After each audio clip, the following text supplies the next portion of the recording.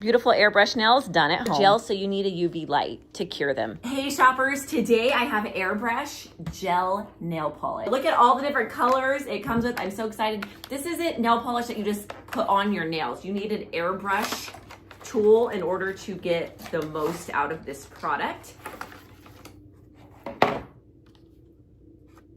So look at the variety of colors. I love it. So in order to use this product, you'll want one of these. Now this is an airbrush paintbrush for nails. You can also use it for paint. And so you put the nail polish in here.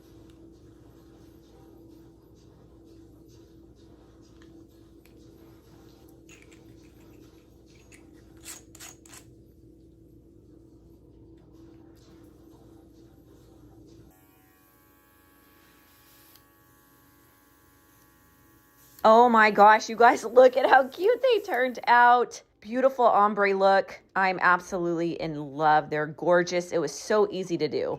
So it does come with a manual on how to operate it and use it. It also has these little caps that have a needle inside. So that's super helpful because you can put them on the nail polish and it prevents buildup drying to, once that happens, you can't use it. So when you put this on there, it closes with a needle through it. So that way the passageway doesn't get clogged up by the nail polish.